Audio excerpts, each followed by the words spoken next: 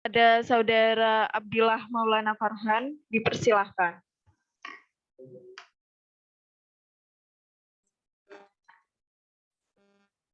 Sebelumnya, saya ucapkan terima kasih kepada Saudari Firliana Febrianti selaku Master of Ceremony. Saya Abdillah Maulana Farhan selaku moderator akan memandu jalannya acara webinar Disnatalis Hemabiobacteriophage 2021 pada pagi hari ini.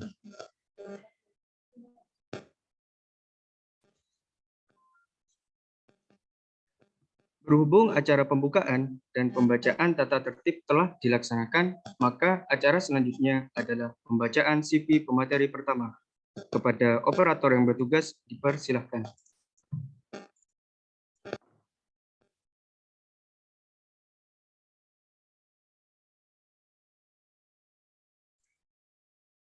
Baik, nama lengkap dari pemateri pertama ialah Dr. Renat Kartika Senjarini.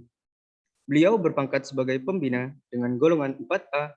Jabatan fungsional dari beliau adalah sebagai lektor kepala. Jabatan struktural dari beliau adalah sebagai koordinator Pusat Riset Unggulan LP2M Universitas Jember. Adapun riwayat pendidikan dari beliau sebagai berikut.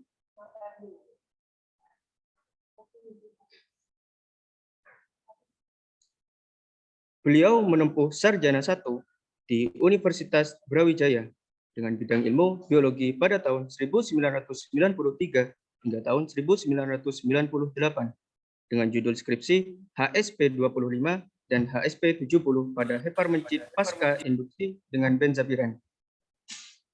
Kemudian beliau menempuh jenjang magister di Institut Teknologi Bandung dengan bidang ilmu genetika molekuler pada tahun 1998 hingga tahun 2001 dengan judul tesis Identifikasi dan Cloning Domain Pengikat Situs Aktivator Gen EMM12 Protein MGA Partial pada Streptococcus pyogenes. Kemudian beliau menempuh sarjana doktor di Universitas Rostock dengan bidang ilmu mikrobiologi molekuler pada tahun 2003 hingga tahun 2007 dengan judul disertasi Diagnosis of Natural Bacterial Assemblies Application of Fluorescence Markers for the Analysis of Hydrolytic Enzyme Activity in Aquatic Environments. Adapun pengalaman riset atau penelitian dari beliau adalah pada tahun 2010 dengan judul penelitian Post-Translational Modification of its CPA from Dysdiastylium discoideum, Expression, Localization, and Function yang bertempatkan di Fabric Genetic Universität Kassel, Germany dengan sumber dana GAAD Dustaser Academics Austauschdienst. Adapun penghargaan atau piagam dari beliau pada tahun 2009 dengan bentuk penghargaan sebagai penerima penghargaan for Women in Science FWIS National L'Oreal UNESCO Award 2009 Indonesia with category Life Sciences yang diberikan oleh L'Oreal Indonesia bekerjasama dengan Komisi Nasional Indonesia untuk UNESCO. Demikian merupakan cuplikan CV dari pemateri pertama.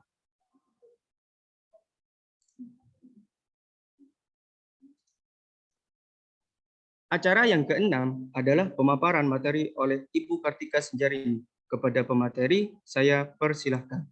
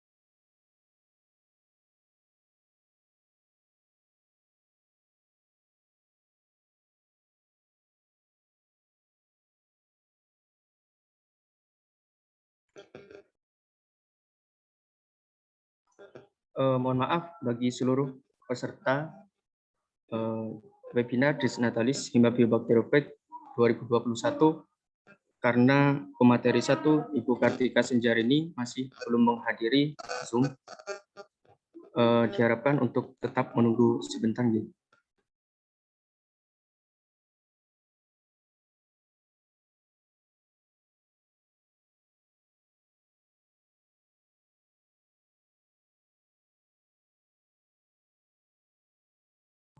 Baik, karena pemateri sudah memasuki room meeting, saya bacakan kembali. Acara selanjutnya adalah pemaparan materi oleh Ibu Kartika Senjarini. Kepada pemateri, saya persilahkan.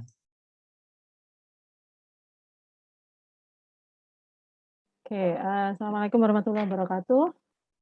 Waalaikumsalam warahmatullahi wabarakatuh. Kita ternyata mulainya lebih awal ya. Saya pikir sesuai jadwal jam 10. Ya, sebentar saya buka dulu slide saya sebentar ya.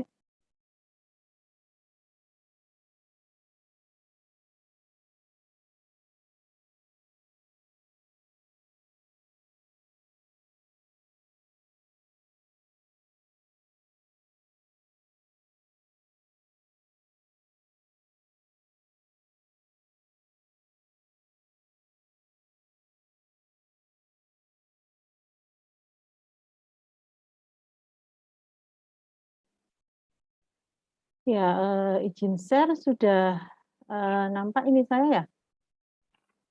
Sudah, Bu. Sebentar. Ini ada yang hilang ya ini. Bentar ya.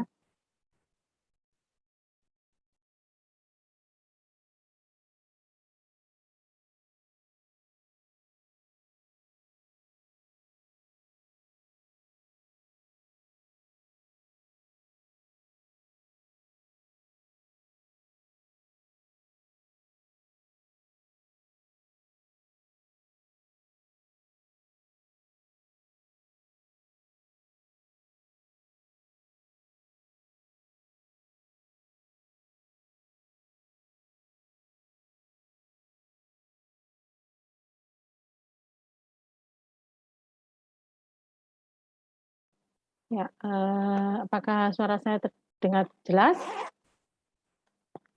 Terdengar dengan jelas, Ibu. Baiklah, selamat pagi semuanya. Bismillahirrahmanirrahim. Assalamualaikum warahmatullahi wabarakatuh. Sekali lagi, mungkin tadi sudah dibacakan ya CV saya. Saya dari jurusan biologi ya. Saya langsung saja hari ini kebetulan mendapatkan amanah untuk menyampaikan terkait dengan SARS-CoV-2 dan COVID-19. Ya, jadi lebih fokus kepada virus dan penyakitnya, sedikit penyakitnya mungkin ya. Oke. Sebagian dari materi hari ini kebetulan saya ambil dari saat ini UNED masuk dalam salah satu proyek Global Center yang kebetulan dibiayai oleh DAAD, yaitu Base Up Pan ASEAN Coalition for Epidemic and Outbreak Preparedness. Kebetulan ini ada Prof. Velavan yang merupakan direktur dari Base Up ini, dan kita merupakan salah satu dari anggota keseluruhan konsorsium. Jadi saya menampilkan sebagian data yang kita miliki terkait dengan SARS-CoV-2 dan COVID-19. Ya, COVID ya, COVID-19 ya, yang buat kita mungkin lebih kenal sebagai penyakit corona gitu ya. Sebenarnya kalau dari segi kata-katanya, jadi kalau COVID-19 itu kan sebenarnya singkatan dari Coronavirus Disease 2019. Kenapa? Karena memang COVID-19 itu adalah pertama kali dilaporkan di tahun 2019 dan kemudian kenapa kok ada COVID-nya, ko-nya itu dari coronavirus ya, jadi dia disebabkan oleh virus corona. Jadi penyakit yang ditemukan di tahun 2019 yang disebabkan oleh virus corona. Jadi kalau kita lihat di sini ini adalah virus corona, kita lihat ya. Kenapa kok dinamakan sebagai corona? Karena memang bentuknya yang seperti crown ya. Jadi seolah-olah seperti mahkota gitu ya. Jadi banyak apa namanya ini adalah protein spike sebagian besar ya. Jadi yang tonjolan-tonjolan keluar ya. Kita dulu awal-awal 2020 atau akhir 2019 ya kejadiannya sampai separah ini ya. Jadi sampai di sentrum dari epidemiknya yaitu di Wuhan sana ya, sampai membangun rumah sakit khusus karena memang banyaknya kasus dari COVID-19 ini, dan kemudian dari Cina kemudian menyebar ke seluruh dunia ya, sampai termasuk di Indonesia sendiri. Kalau kita lihat di Indonesia ya, mulai pertama itu di sini ya, ini 2019 ya, Maret nanti kita akan lihat, dan kemudian masuk jadi epidemi ya ke seluruh dunia di bulan Maret ya, dikatakan sebagai pandemi. Jadi kalau kita lihat epidemiologinya di sini ya, Desember pertama kali mulai dilaporkan, kemudian akhir Desember, kemudian jadi awal-awal Desember itu baru diberitakan bahwa ada penyakit yang mirip dengan SARS. SARS itu adalah severe acute respiratory syndrome. Jadi dia adalah penyakit yang mirip pneumonia tapi agak parah gitu, penyebabnya juga virus corona. Tapi kemudian di akhir Desember baru kemudian menunjukkan kejadian luar biasa yang banyak sekali seperti SARS, tapi sebenarnya bukan benar-benar SARS ya. Baru kemudian di bulan Januari tahun 2020 ya WHO mengatakan bahwa penyakit ini adalah sesuatu masalah ya. Jadi menjadi public health emergency of international concern ya. Jadi merupakan permasalahan yang sifatnya internasional.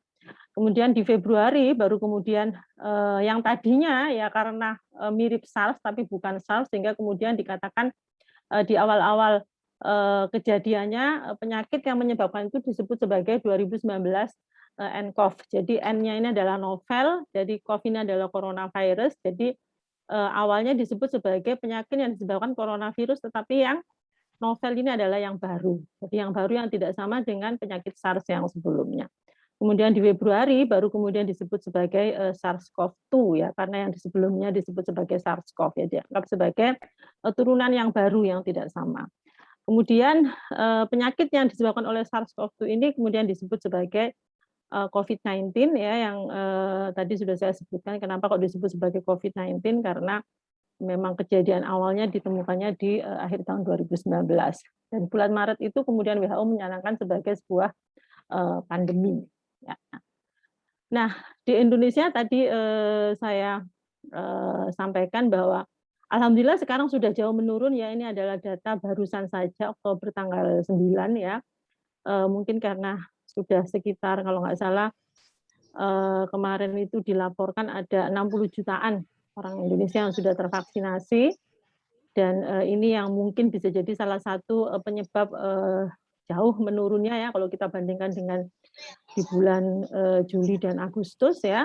Ini kan sangat jadi kayak second wave ya waktu itu ya. Sekarang kita lihat seperti ini trennya, dan kita berharap tren ini akan terus dipertahankan ya. Jadi penting sekali memang vaksinasi ya. Nah, sebenarnya kalau kita bicara tentang yang menyebabkan COVID-19 itu sebenarnya siapa sih? Sebenarnya kan virus ya. Jadi kalau kita lihat virus itu kan sebenarnya sudah lama ya kita kenal. Kita juga flu setiap hari juga disebabkan juga banyak flu yang disebabkan virus ya, dan flu itu sendiri ya, flu sendiri sebenarnya sekarang ada vaksinnya ya, tetapi sampai saat ini walaupun sudah ada vaksinnya, flu sendiri itu tetap aja ya, setiap tahun itu selalu ada saja outbreak atau KLB-nya.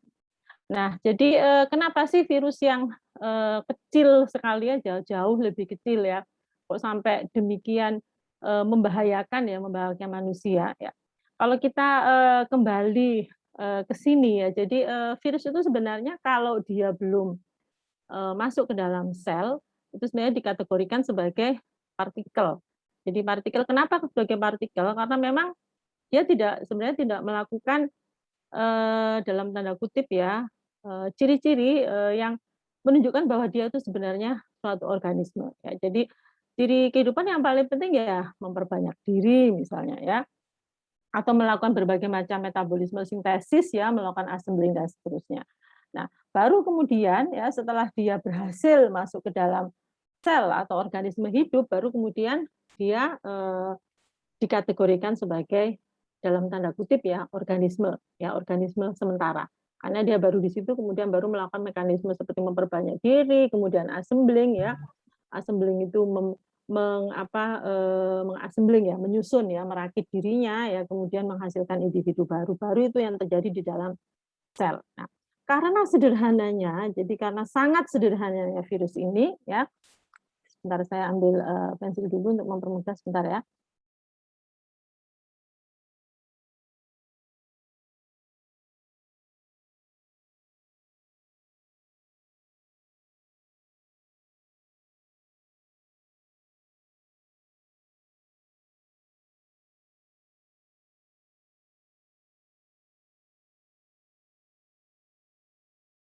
Ya, jadi karena begitu sederhananya virus ini, maka dia itu diklasifikasikan tuh berdasarkan materi genetik yang dimiliki. Jadi berdasarkan apa yang dia miliki di dalam partikel itu ya. Kalau kita kenal sel ya pada umumnya itu kan biasanya ya, kalau kita bandingkan di sini saya mencoba memperlihatkan ya, yang ini ya, yang ini dan yang ini adalah organisme yang benar-benar organisme independen, dalam arti secara individu sel pun dia disebut sebagai organisme. Semuanya memiliki membran sel ya. Kemudian yang paling sederhana ini bakteri ya, atau masuk ke prokariot ya, dia punya materi genetik di dalam, tetapi tidak hanya punya materi genetik, yang penting lagi adalah dia punya banyak ribosom sehingga dia bisa mensintesis sendiri berbagai macam protein yang diperlukan untuk metabolisme. Ya, satu sel dia punya membran, dia punya envelop, ya punya berbagai alat gerak dan seterusnya. Ya, apalagi sel tumbuhan dan sel hewan. Kalau kita lihat di sini, sel tumbuhan dan sel hewan itu jauh lebih kompleks ya, karena kemudian membran selnya membentuk internal compartmentalization ya, membentuk berbagai macam organel ke dalam. Ya, nah kalau virus ya, ketiga jenis sel ini mengandung semua molekul organik yang biasanya ada di makhluk hidup ya, jadi karbohidrat, protein, lemak, dan asam nukleat. Sementara kalau virus itu isinya cuma di luar ada membrannya ya, sebagian punya envelope, sebagian tidak punya envelope, itu adalah seperti kapsul yang di luar, dan kemudian masuk ke dalam hanya materi genetik. Jadi materi genetik itu yang terdiri atas asam nukleat. Nah, kalau di sel yang lainnya, materi genetiknya itu isinya adalah DNA, semuanya isinya adalah DNA ya. Kalau di virus itu tergantung dari jenis virusnya. Ya, kalau kita mengenal pelajaran di biologi, kita tahu kalau DNA itu selalu double strand, kemudian ada RNA-nya juga di dalam sel, tetapi RNA di dalam sel berfungsi untuk melakukan beberapa metabolisme yang lain ya, beberapa fungsi replikasi misalnya, sintesis protein dan seterusnya. Dan biasanya di ketiga jenis sel ini ya, RNA-nya itu single strand, kemudian DNA selalu double strand. Kalau virus extraordinary, tidak mengikuti semua aksioma asam nukleat yang dimiliki oleh sel lain. Jadi dia materi genetiknya bisa RNA, bisa DNA, ya bisa DNA-nya pun bisa double strand, RNA-nya pun bisa single strand, bisa RNA-nya double strand juga. Jadi itu jadi sangat sederhana sekali, sangat jauh ya dibandingkan dengan sel yang lain. Oleh karena itu, ketika si virus ini di luar sel, karena dia tidak punya, salah satu molekul penting untuk mengsintesis, protein yang penting mengendalikan berbagai karakter, dia kan nggak punya ribosom ya. Jadi apa, dia tidak bisa melaksanakan fungsi-fungsi itu, sehingga kalau di luar sel dia disebut sebagai partikel. Baru kemudian ketika dia masuk ke dalam sel, baru, dia bisa melakukan fungsi yang lain dengan memanfaatkan berbagai, komponen yang dimiliki oleh sel yang dia masuki. Jadi sangat sederhana sekali. Di sini memang gambarnya, seolah-olah kok sama besarnya, memang di sini seolah sama, tapi ini jauh lebih kecil. Hanya ini hanya saya perbesar untuk, mempermudah saja, ya. Nah, bagaimana dengan virus corona? Nah, virus corona masuk dalam, ya, kategori, virus yang memiliki materi genetik berupa RNA. Dan RNA-nya, ini masih, dalam kategori sama dengan RNA umumnya di, sel yang lain, yaitu single strand. Biasanya kan RNA single strand, DNA yang double strand, tetapi di virus ada DNA yang single strand juga. Nah, kalau virus corona itu termasuk dalam virus RNA, karena yang materi genetiknya yang di dalam itu bukan DNA, tetapi materi genetiknya adalah RNA. Dan materi genetiknya ini, disebut sebagai positif karena dia bisa langsung ya berfungsi sebagai mRNA atau nantinya bisa diterjemahkan menjadi, suatu protein, ya. Nah, kalau kita melihat di sini ya, ini ya, ini katakan corona itu adalah crown ya, jadi seolah-olah seperti, mahkota ya, bentuknya seperti, kalian lihat di sini ya. Sebenarnya ya kalau kita ngelihat dari materi genetiknya itu sangat kecil kan anaknya. Hanya 29.000 pasang basa. Jadi kalau kalian ingat, di pelajaran biomol ya, pasang basa itu kan ada kayak A, T, G, C, ini A pasangannya adalah A pasangannya T ya, T pasangannya A, G pasangannya C, C pasangannya G ya, ini adalah satu pasang basa. Nah, si coronavirus memiliki 29.000 saja. Sebenarnya kalau kita bandingkan dengan manusia, manusia itu ada 3,2 billion. Jadi kita bayangkan billion, pasang basa. Ya, jadi 3,2 billion pasang basa yang di sini cuma punya 29.000. Dan kalau dilihat dari 29.000 pasang basa yang dia miliki, itu dia memiliki hanya 4 gen yang 4 gen yang fungsinya untuk struktural. Jadi struktural gen itu adalah, gen yang akan menghasilkan suatu protein yang akan menyusun dirinya. Kalau lihat di sini menyusun diri. Protein apa saja itu di sini adalah protein yang menyusun nukleokapsid. Kemudian protein yang menyusun spike protein, nanti yang di luar nanti kita akan lihat apa fungsinya ya. Kemudian juga protein yang menyusun membran, termasuk juga membran glikoprotein. Jadi protein yang terikat dengan membran yang kemudian berikatan dengan gliko. Ya. Nah, jadi virus corona sebenarnya asalnya bukan dari langsung manusia ya. Jadi kalau dilihat dari klasifikasinya ya, ini ya ordernya dia masuk dalam Nidovirales ya, ordo, kemudian famili dan seterusnya ke bawah ya.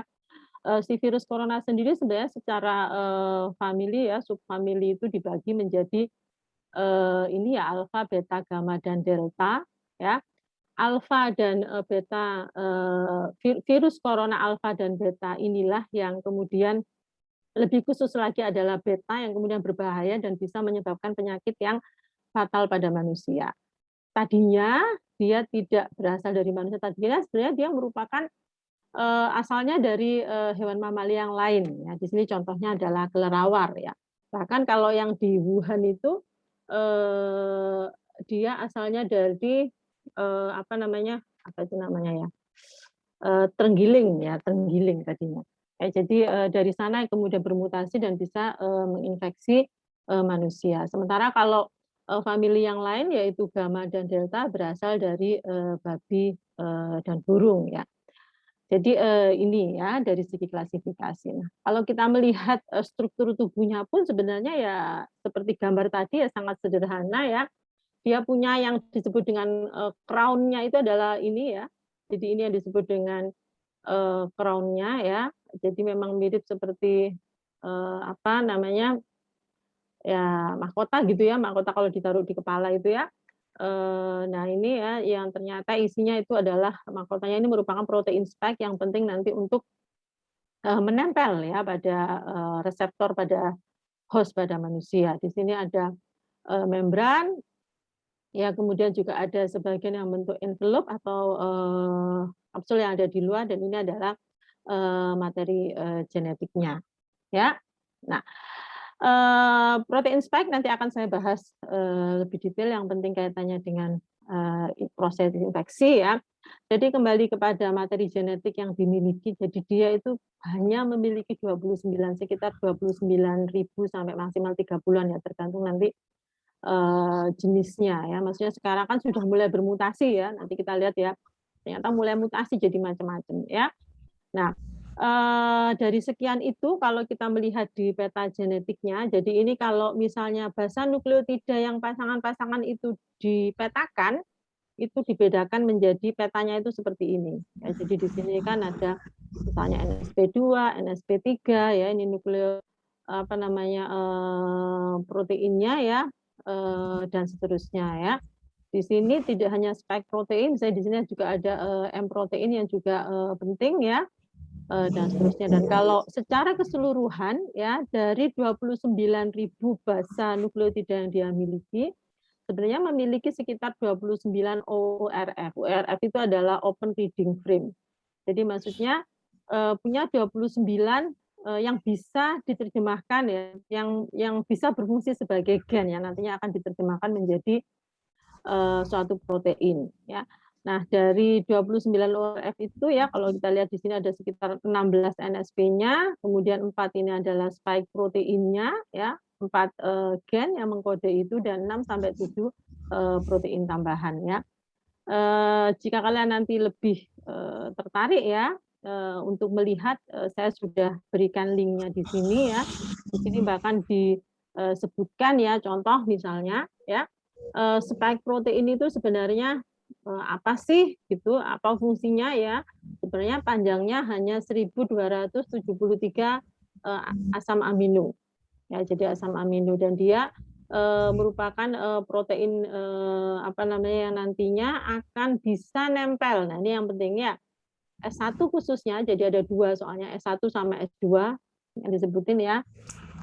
Spike proteinnya itu ada 4 ya. Yang penting itu yang terkait dengan penempelan itu ada 2. Yang S1 itu akan bisa berfungsi untuk menempel pada ACE2 ya.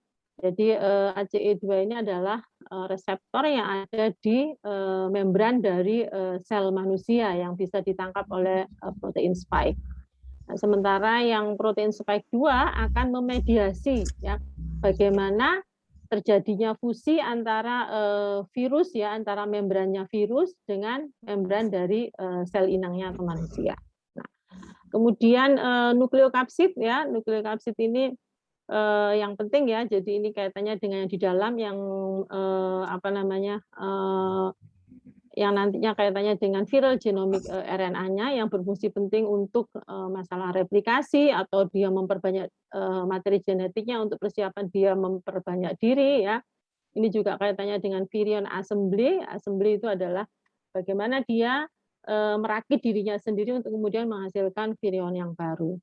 Termasuk juga ini ya, NSP ini adalah non structural protein ya. Jadi NSP adalah non structural protein, berarti protein yang dihasilkan tetapi bukan untuk yang sifatnya membangun diri, jadi non struktural gitu. Jadi bukan untuk membentuk, misalnya membentuk membrannya dan seterusnya. Contoh misalnya beberapa enzim yang penting untuk ini misalnya inhibit host translation. Jadi untuk bisa menghambat ya bagaimana translasi yang ada di inang. Kenapa ini penting? Ya, jadi kalau mekanisme sintesis protein itu kan ada transkripsi ya, translasi. Kalau dia menghambat mentranslasi protein, yang penting ingat inang ya digunakan untuk mengoptimalkan mendukung translasi dari protein-protein yang diperlukan oleh virus ya.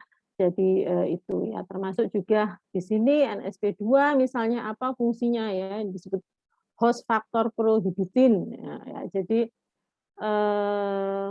Jadi ini ya, jadi dia bisa may change ya, contohnya ini intracellular melee and perturb host intracellular signaling. Jadi intinya menghambat bagaimana ada intracellular signaling yang ada di dalam sel. Jadi begitu si virus corona itu bisa masuk ke dalam sel, maka dia akan banyak sekali menghambat berbagai mekanisme yang ada di dalam sel yang dimasuki ya.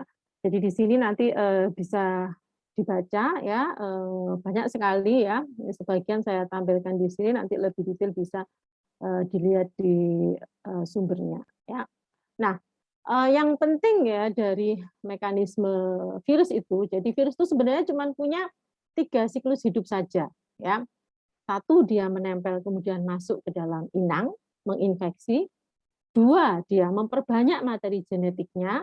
Kenapa perlu diperbanyak materi genetiknya? Karena dia menyiapkan diri untuk apa? Untuk materi genetik itu nantinya akan dibangun ya untuk melakukan siklus yang ketiga, yaitu assembling. Assembling adalah merakit dirinya. Jadi virus itu cuma punya fungsi utama, dia adalah fungsi memperbanyak diri saja. Jadi dia kenapa kok dia masuk ke dalam sel ya, dalam aksioma dalam tanda kutip seolah-olah gaya hidupnya dia masuk ke sel perlu karena dia perlu memperbanyak diri gitu ya. Jadi dia perlu memperbanyak diri ya, membuat dalam tanda kutip anakan-anakan baru. Nah, bagaimana dia membuat anakan-anakan baru? Maka dia harus punya apa? Harus bisa memperbanyak materi genetiknya dulu supaya nanti anakannya juga punya materi genetik yang sama dengan yang dia miliki. Dan ini dilakukan melalui mekanisme replikasi. Jadi replikasi itu adalah memperbanyak materi genetik yang dia miliki. Nah, jadi kalau kita melihat di siklus hidupnya ini di sini, ya, jadi entry ya, infeksi yang pertama ya, dia bisa masuk ya. Bagaimana kok dia bisa masuk, kok nggak dikenali ya? Karena ini spike-nya ini bisa punya reseptor di sel. Nanti kita bisa lihat di bawah lebih detail ada gambarnya ya. Begitu dia masuk ya, dia RNA-nya bisa keluar ya. Ada juga yang bisa masuk keseluruhan seperti ini, tapi intinya nanti tetap RNA-nya akan dikeluarkan. RNA ini akan berfungsi sebagai mRNA yang kemudian bisa menghasilkan ya, bisa ditranslasi menghasilkan protein-protein yang diperlukan oleh dia. Termasuk juga protein yang digunakan untuk siklus hidup berikutnya, yaitu replikasi DNA. RNA, replikasi RNA untuk memperbanyak materi genetiknya. Ya. Nah, jadi selain untuk memperbanyak materi genetiknya, ya, dia juga perlu membuat structural protein di sini ya, viral structural protein. Kenapa viral structural protein ini perlu? Karena digunakan untuk merakit, ya, jadi merakit dirinya. Jadi kalau sudah punya materi genetik, sudah punya RNA ready, materi genetiknya dia, maka dia perlu dibungkus lagi. Yang membungkus itu yang disebut sebagai structural protein. Jadi yang nantinya membuat membran ya, dan sebagian juga nanti akan membentuk envelope sampai kemudian menghasilkan ini yang disebut dengan virion yang baru. Jadi ini anakannya. Dan nggak cuma satu ya. Kalau kalian lihat itu kenapa kok paru-paru ya, paru-paru orang yang sakit itu kok sampai kelihatan seolah-olah noktanya itu banyak. Kalau di ronsen itu kan mestinya gelap. Gelap itu menunjukkan kalau tidak ada apa-apa. Noktanya banyak itu menunjukkan banyak sel yang rusak. Kenapa kok banyak sel yang rusak? Nah, begitu ternyata virus load-nya di sini, ini kan kebetulan ya siklusnya menunjukkan satu. Nah, begitu nanti di sini ini banyak ya yang lain ya. Ya, kalau sudah banyak kan otomatis penuh ya selnya, maka selnya itu akan rusak, pecah. Nah, kita bayangkan kenapa kok sampai orang yang sakit COVID-19 itu kok sampai saturasinya sampai turun sekali. Ya, karena memang banyak sekali selnya yang sudah rusak ya. Sampai kalau sudah sampai 50 itu sudah sangat berbahaya sekali ya. Selnya rusak kenapa ya? Karena ditinggali, karena tujuan utama dari virus adalah untuk memperbanyak diri, dan bagaimana dia memperbanyak diri dengan cara mengendalikan apapun yang terjadi di sel inang. Akhirnya sel inang ini, sel manusia ini akhirnya dia tidak bisa melakukan apapun untuk dirinya sendiri, tetapi dia dalam tanda kutip seolah-olah nuruti semua yang diperlukan oleh virus. Ya, jadi dia mencetak materi genetiknya, kemudian membentuk berbagai macam protein yang digunakan untuk membuat membran dan seterusnya, sampai kemudian menghasilkan banyak sekali virus-virus baru, dan begitu sudah penuh selnya, sudah nggak bisa diapa-apain, pecah, rusak. Gitu. Jadi kita ya naudzubillah, jangan dibayangkan diri kita sendiri ya. Jadi bisa dipahami ya kalau sudah parah gitu ya. Ya, saya dulu itu pernah lihat bagaimana foto ronselnya masih muda, masih umur 26 tahun, tapi sudah meninggal ya. Kondisi ketika sudah meninggal itu bagaimana sudah hampir putih semua paru-parunya, karena memang sel-sel paru-parunya sudah banyak yang rusak ya, karena digunakan untuk memperbanyak virusnya, itu memperbanyak diri. Ya, jadi ini siklus hidupnya si corona. Nah, ini ya seperti tadi saya katakan ya, bagaimana sih sebenarnya corona itu kok bisa menginfeksi kita gitu ya. Nah, tadinya dulu kan saya katakan tadi bahwa virus corona itu dulunya sebenarnya bukan virus yang menginfeksi manusia. Dulunya itu dia ya sebenarnya sudah happily ever after dengan sel mamalia yang lain gitu ya. Cuma ya memang di dalam satu paper itu dibahas apa sih kok sampai dari terenggiling bisa sampai ke manusia, ternyata memang gara-gara ada perdagangan perdagangan liar ya, perdagangan liar mamalia yang kemudian akhirnya sering berinteraksi dengan manusia, dan virus itu adalah karena sederhananya konstruksi tubuhnya, maka dia itu gampang sekali berubah. Ya. Gampang sekali berubah itu jadi dia merubah bagian proteinnya yang semula tidak dikenali oleh manusia. Akhirnya ya ketika ada outbreak itu akhirnya dia bisa menginfeksi manusia. Kenapa kok dia bisa menginfeksi manusia? Kalau kita lihat di sini ya. Jadi karena kemampuan dia untuk mengikat ya reseptor ACE. Apa sih ACE itu kan sering diomongin ACE gitu ya. ACE itu bukan ACE yang jualan mebel atau listrik ya. Jadi ACE ini adalah angiotensin converting enzyme. Nah, jadi kenapa kok disebut sebagai angiotensin converting enzyme? Adalah enzim yang berfungsi untuk merubah ya. Jadi merubah ya ini ya bagian dari spike protein ini ya sehingga menjadi teraktivasi, sehingga menjadi aktif. Ya, jadi dan ini ada reseptornya di manusia. Ini ya reseptornya ya. Nah, jadi reseptor ini yang kemudian bisa mengaktifasi sehingga akhirnya gara-gara reseptor ACE-nya ini aktif ya, kalau kita lihat di sini seolah-olah ini akhirnya kayak membentuk channel gitu ya. Channel-nya apa? Ya channel ya. Jadi seolah membentuk kayak lorong yang bisa melewatkan ya. Ini akhirnya virus bisa entry into the house. Akhirnya bisa masuk. Ya, jadi ini ACE ini ya. ACE reseptornya ini mengenali ini ya, sampai kemudian teraktivasi spike-nya dan akhirnya membentuk channel di sini dan akhirnya dia bisa masuk ke dalam manusia. Dan sekarang ya spike protein inilah yang sebenarnya menjadi basis bagi pengembangan vaksin. Nanti mungkin akan dibahas oleh pembicara yang berikutnya ya. Nah, ini bagaimana si ACE2 ini bisa bekerja, karena dia bekerja sama dengan salah satu protein membran yang lain yang di sini yang disebut sebagai TMPRSS2 ya, jadi tipe 2 transmembran serine protease ya, yang ini yang kemudian menyebabkan si reseptor ACE2 itu menjadi cleavage ya, menjadi dalam tanda kutip pecah gitu ya, sehingga memang akan membentuk channel yang bisa memudahkan virus untuk masuk ke dalam tubuh manusia.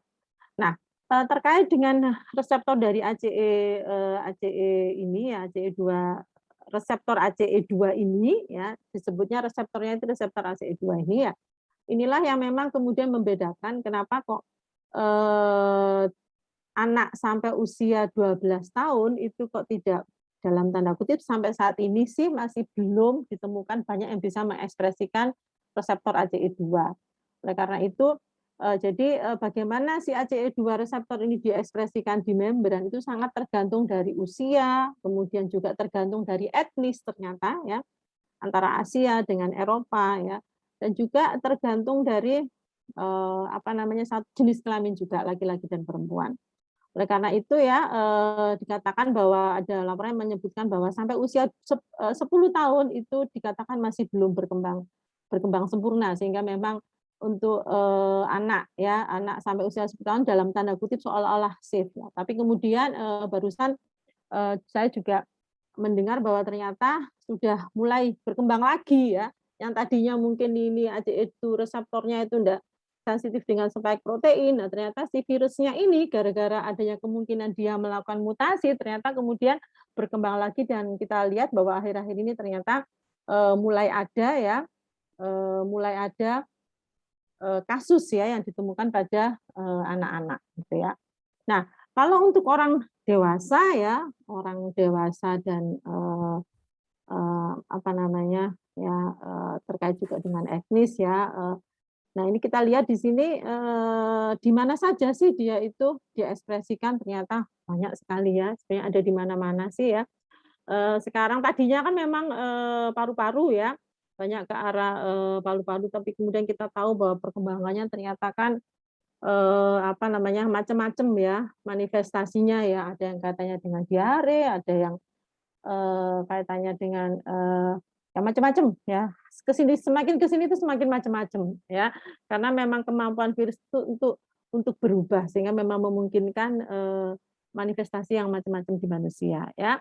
Nah, saat ini seperti tadi saya sampaikan ya, bahwa memang sih sekarang sudah ya alhamdulillah sudah mulai widely use ya vaksinasi, tapi ternyata memang kita harus pahami ya, begitu manusia mengembangkan vaksin, si virus itu juga mengembangkan senjata baru. Jadi memang ini tuh sudah keniscayaan gitu ya. Sama seperti kasus flu ya, di sini mungkin nggak biasa ya vaksin flu, tetapi kalau di Eropa sudah agak lama ada vaksin flu itu sudah ada. Tetapi tapi tetap aja setiap tahun ya dalam musim-musim tertentu, terutama kalau sudah mau masuk musim-musim dingin tuh tetap aja flu ada terus ya. Kenapa? Ya karena itu adalah bagian ya apa namanya survival-nya virus itu ya. Begitu kita mengembangkan untuk sesuatu yang melawan mereka, mereka juga berusaha mengembangkan sesuatu untuk bisa bertahan dengan itu. Jadi kalau kita bisa mengembangkan vaksin, maka kita juga harus sadari bahwa sudah bisa diekspektasikan bahwa virusnya mungkin akan berusaha untuk mengembangkan varian yang baru. Dan ini yang kemudian ya menjadi varian of concern saat ini ya. Jadi sekarang ya ada lambda dan mu ya. Kapan dia ditemukan ya di tahun 2020 di bulan Desember ini ya ditemukan di Peru ya. Ini ya earliest documented sample. Jadi maksudnya yang sampel yang pertama kali ketemu, oh ini kok lambda ini beda gitu ya dengan yang biasanya. Kemudian pada bulan Januari awal tahun 2021 ya itu ada lagi ternyata varian baru yang varian mu. Nah, sekarang apa sih impact-nya? Ya, seperti tadi saya katakan ya kita mengembangkan vaksin, virusnya berusaha mengembangkan sesuatu untuk melawan itu ya. Memang bagaimanapun vaksin tetap memberi kita daya tahan lebih baik dibandingkan yang tidak pernah sama sekali divaksin atau tidak pernah terpapar ya. Namun demikian si virus mengembangkan sesuatu yang baru apa? Ya untuk dalam tanda kutip senjata untuk melawan yang kita kembangkan ya. Ternyata beberapa hal yang ditemukan oleh peneliti terkait dengan varian-varian yang baru itu adalah ternyata dia dalam hal kemampuannya untuk transmisi itu lebih tinggi dibandingkan dengan yang sebelumnya. Ya. Kemudian juga kemampuan dia untuk bisa menginfeksi dalam hal ini menginfeksi sel inang manusianya juga lebih baik dibandingkan dengan sebelumnya sehingga kesini-sini kita juga ditemukan ada kasus pada anak-anak. Jadi itu ya. Nah sehingga memang sedikit banyak akhirnya menurunkan efektivitas dari vaksin. Memang sih sudah ada penelitiannya jadi bahwa memang orang yang kena vaksin itu mereka yang sudah divaksin ya mereka dengan varian-varian yang baru ini yang beberapa yang sudah dilabel yang sudah dilaporkan ya ternyata memang masih ada yang bisa kena. Namun demikian jika dibandingkan dengan orang yang tidak divaksin sama sekali, orang yang sudah divaksin hanya menunjukkan mild symptom. Jadi istilahnya itu gejala yang lebih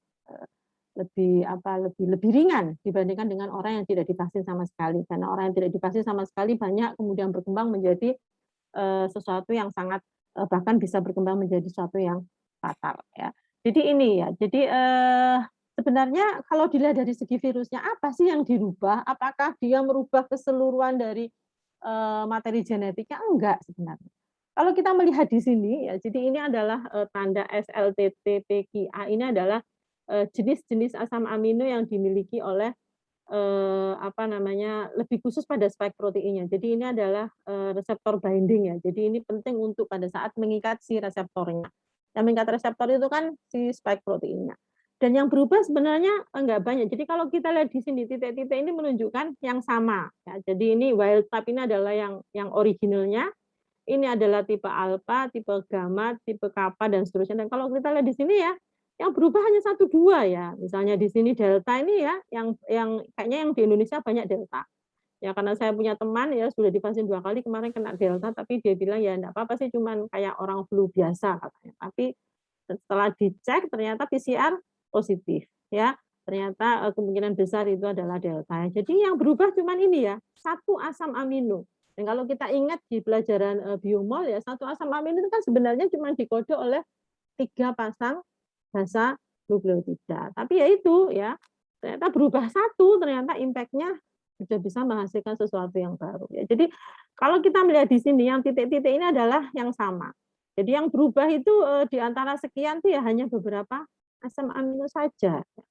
Ya, hanya beberapa asam amino saja, tetapi ternyata impact-nya ya bisa bisa berpengaruh terhadap bagaimana dia bisa efektivitas dia dalam menginfeksi manusia ya.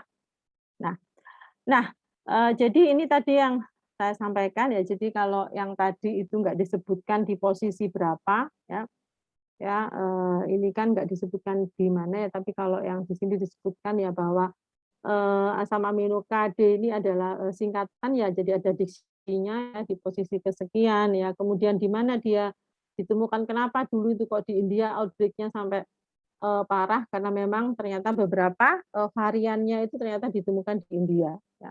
Kemudian juga ada di UK, di Afrika dan di Brasil. Ya, jadi itu ya yang terkait dengan virus dan spike proteinnya, mungkin itu yang bisa saya sampaikan untuk pertemuan hari ini. Ya, silakan jika ada yang perlu didiskusikan, saya kembalikan lagi ke moderator. Terima kasih. Assalamualaikum warahmatullahi wabarakatuh.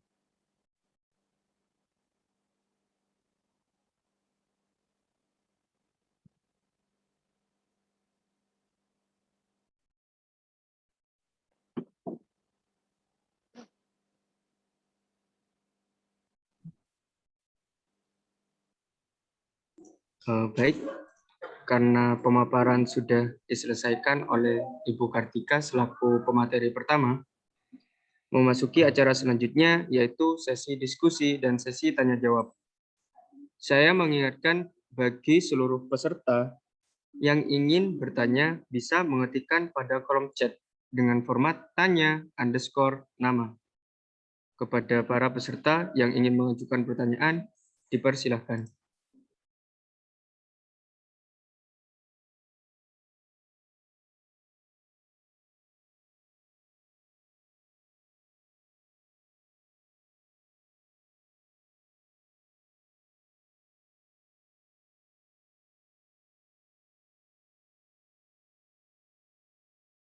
Saya informasikan kembali bagi seluruh peserta yang ingin menanyakan tentang pemaparan materi tersebut bisa mengetikkan di kolom chat dengan format tanya_nama.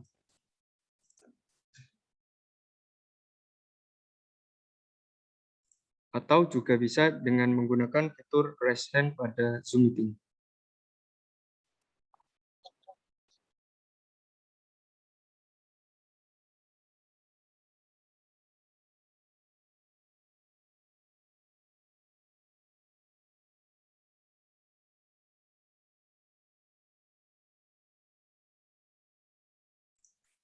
Karena dari peserta masih belum ada pertanyaan, maka saya sendiri yang ingin bertanya kepada Bu Kartika. Saya lihat di berita-berita itu kan sekarang sudah ada varian-varian terbaru dari COVID-19. Nah, itu secara biologi apakah ada perbedaan secara struktural atau ada perbedaan pada virus tersebut dalam melakukan metabolisme, Bu? Terima kasih.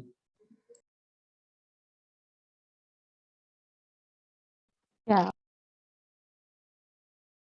Oke, terima kasih moderator pertanyaannya. Kita kembali ke ini ya. Jadi sorry.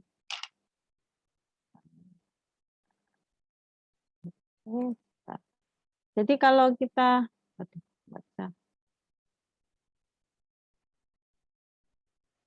lihat ke apa namanya ke strukturnya ya. Jadi sebenarnya di antara varian-varian itu ya kalau secara sebagai virus utuhnya itu sebenarnya tidak ada perbedaan. Ya, jadi bentuknya sama ya, bentuknya masih sama seperti ini. Ya, jadi bentuknya sama seperti ini. Hanya saja ya seperti tadi kita lihat di sini ya, yang berbeda itu hanya 1, 2 ya atau berapa asam amino saja. Yang asam amino yang ada pada siapa? Yang ada pada spike proteinnya. Mana tadi spike protein? Ya, jadi pada ini. Jadi asam amino pada spike proteinnya ini. Ini yang kemudian menyebabkan salah satu ya. Jadi salah satu asam amino yang menyusun spike protein. Kita tahu bahwa tadi dan asam amino yang menyusun spike protein ini yang penting untuk bagian binding site. Jadi binding site itu adalah kemampuan dia untuk bisa mengikat pada reseptor ACE2 yang dimiliki oleh manusia. Jadi bentuknya ini masih sama, tetapi salah satu dari berapa tadi asam aminonya protein spike tadi ada sekitar 1.200 berapa ini tadi? Kayaknya ada ya infonya ya. Mana tadi ya 1.200 sekian protein. Nah ini 1.273 asam amino. Dia kan punya sebenarnya panjangnya protein spike itu sekitar 1.273 asam amino. Nah, di antara 1.273 asam amino itu ya, jika ada yang berubah ya. Kita lihat di sini nggak banyak yang berubah ya, hanya beberapa saja. Contohnya misalnya varian mu ini ya. Varian mu ini kan cuma 1, 2, 3 ya, 4, 5, 6, 7, 8, 9. Yang berubah hanya 9 ya. Jadi kita bandingkan 9 asam amino dari 1.200 sekian asam amino dari protein yang besar itu ya. Ternyata hanya berubah beberapa biji saja, ternyata manifestasinya adalah ini. Ya. Jadi dia lebih bisa ya increase in transmissibility. Jadi kemampuan dia untuk lebih bisa ditransmisikan untuk bisa mengenali ACE2 itu semakin tinggi. Jadi semakin meningkat. Kemudian increase in virulence, virulence itu berarti kemampuan dia untuk bisa masuk ya, untuk bisa masuk ke dalam sel inang. Itu juga meningkat. Ya, jadi itu. Jadi secara virusnya ya besarnya dia nggak berubah, tetapi ternyata perubahan asam amino ya sedikit perubahan pada asam amino ternyata bisa merubah kemampuan dia untuk bisa masuk ke dalam sel ya. Dan juga bisa apa ini menurunkan efektivitas vaksin. Ya, jadi maksudnya menurunkan ya memang benar ya, tetapi walaupun kita divaksin ya, kalau kita misalnya ya jangan sampai tapi misalnya ada varian yang lain, contohnya adalah Delta ya seperti apa yang terjadi pada teman saya itu ya, dia ternyata masih bisa menginfeksi kita. Nah ini yang mengatakan bahwa efektivitasnya menurun. Kalau untuk wildlife atau yang umum, yang SARS-CoV-2 yang biasanya sudah divaksin mungkin sudah oke. Tapi begitu ada varian yang Delta, ternyata walaupun sudah divaksin, dia masih bisa menginfeksi. Ini yang dikatakan sebagai menurunkan efektivitas dari vaksin. Ya, jadi cuman ya itu manifestasinya jadi tetap lebih ringan dibandingkan orang yang tidak pernah divaksin sama sekali. Ya, jadi itu. Ya, jadi itu ya. Jadi tidak ada perubahan secara struktur ya besar ya. Cuman ya itu tadi yang berubah adalah asam aminonya ya, dan itu implikasinya ternyata ya untuk penyakitnya itu luar biasa gitu ya moderator ya.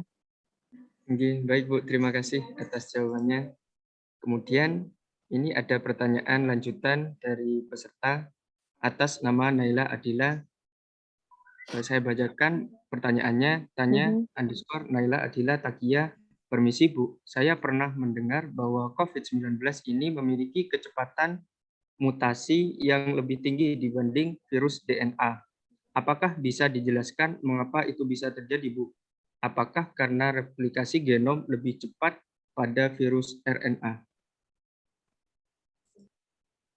Ya, jadi kalau kita kembali ke jenisnya virus ya, memang mana tadi kayaknya ada. Nah ini ya, jadi memang seperti tadi saya bilang ya bahwa dibandingkan dengan apa namanya sel, ya, sel yang lain ya, organisme yang lain itu kan ada selnya organisme kan cuma dibagi dua ya, nah sel eukariot yang mempunyai membran inti dan satu lagi adalah sel prokariot ya, yang tidak punya membran inti. Ya, mereka ya sel prokariot maupun eukariot materi genetiknya itu DNA saja. Tapi mereka juga punya RNA, tetapi tidak berfungsi sebagai materi genetik dalam arti yang materi yang nantinya akan mengkode, memberikan perintah dan seterusnya. Ya, nah virus itu beda. Ya, virus itu tergantung dia RNA bisa, DNA bisa, RNA single strand juga bisa, RNA double strand juga bisa, DNA juga gitu. Kalau kita melihat di sini yang disebut dengan DS ini adalah double strand RNA. Ya, sementara ini adalah double strand DNA. Tapi juga ada single strand DNA. Padahal kita sejak apalagi kalau dulu ya di SMA kita hanya dikenakan bahwa DNA itu pasti double strand. Tapi kalau di virus enggak. Virus tergantung ya. Virus bisa ada double strand, bisa ada single strand juga. Nah, memang ya untuk virus RNA ya dia memang memiliki kecepatan mutasi memang lebih tinggi. Kenapa? Karena memang kan dia lebih sederhana. Ya, secara molekul memang dia lebih sederhana, apalagi untuk plus ya SARS-CoV-2 ini di sini SARS-CoV ini maksudnya secara umum virus SARS ya, masuk dalam positif RNA. Jadi ini gampang sekali bermutasi, memang sudah menjadi nature-nya dia. Ya, kenapa kok disebut positif RNA? Karena apa? Dia ini sudah bisa langsung diterjemahkan menjadi protein. Ya, jadi seolah-olah jadi positif RNA itu bisa langsung diterjemahkan menjadi protein. Berbeda dengan materi genetiknya kita, seperti misalnya ya, umumnya itu kan dari DNA ya, kemudian ditranskripsi dulu toh. Nah, kalau di biomol itu ditranskripsi menjadi RNA dulu ya, baru kemudian ditranslasi. Nah, translasi menjadi protein. Ini adalah yang umum terjadi. Jadi untuk jadi protein itu materi genetik melewati transkripsi dan translasi. Nah, kalau untuk yang di sini dia tidak perlu lah, jadi langsung saja ini bisa menjadi bisa langsung diterjemahkan menjadi suatu protein. Beda dengan minus RNA, negative sense RNA istilahnya virus ya. Kalau nanti ambil molekular biology akan saya ajari ini ya. Jadi virus yang negatif itu dia harus dipindah dulu menjadi virus RNA positif dulu, ini jadi template untuk menjadi RNA positif, baru kemudian bisa diterjemahkan menjadi protein. Kemudian pertanyaan yang berikutnya, apakah ada kaitannya, apakah karena replikasi genomnya lebih cepat pada virus RNA? Ya, sebenarnya kalau kecepatan replikasi itu sangat tergantung ya dari enzim ya. Nah, di sini kita ingat kalau di sel umumnya kalau replikasi itu kan biasanya menggunakan DNA polimerase. Ya. Yang DNA polimerase itu karena yang dicetak materi genetiknya adalah DNA. Tapi kalau untuk virus RNA karena ini dicetak untuk menghasilkan RNA lagi, kan dia kan inangnya atau orang parentalnya kan RNA. Karena parentalnya RNA, maka dia harus menghasilkan anakan yang RNA juga. Sehingga apa? Ini seolah-olah mekanismenya mirip seperti transkripsi. Karena nanti RNA akan dirubah menjadi RNA lagi. Dia tidak melakukan replikasi seperti replikasi pada umumnya yang ada pada sel yang lain. Ya, jadi kalau cepat sih relatif karena ini plus RNA ini harus dirubah dulu menjadi negatif RNA, baru kemudian dirubah lagi menjadi positif RNA. Dan positif RNA itulah yang sebenarnya ya, jadi nanti kalau mekanisme replikasinya dia akan menghasilkan positif RNA. Yang kemudian nanti ini digunakan sebagai materi genetik untuk anakannya. Nah, jadi memang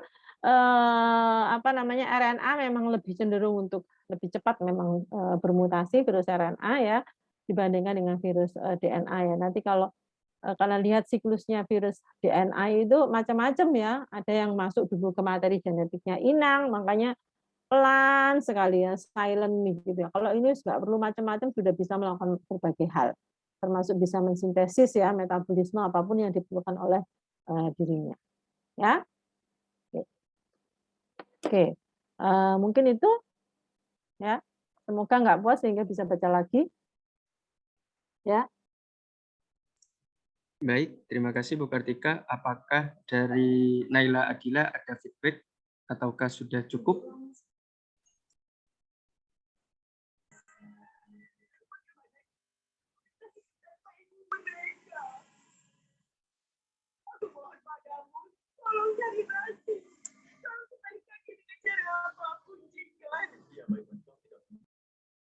Sudah cukup, terima kasih.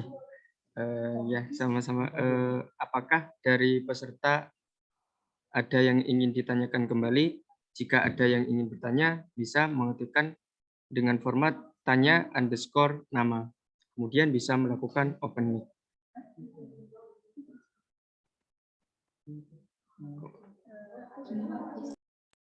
Pertanyaan selanjutnya ada dari Nisaul Hasanah. Saya Nisaul Hasanah izin bertanya. Mohon maaf sebelumnya karena tidak bisa open mic dikarenakan terkendala. Seiring dengan perkembangan vaksin, namun virus juga berkembang menjadi lebih bervariasi.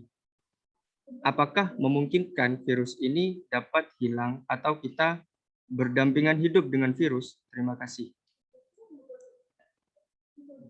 iya. Pertanyaan yang sangat bagus sekali ya, Misaul Hasanah ya. Jadi ya karena dia satu ya, apakah virusnya bisa hilang ya karena dia partikel ya ada saja di luar kita.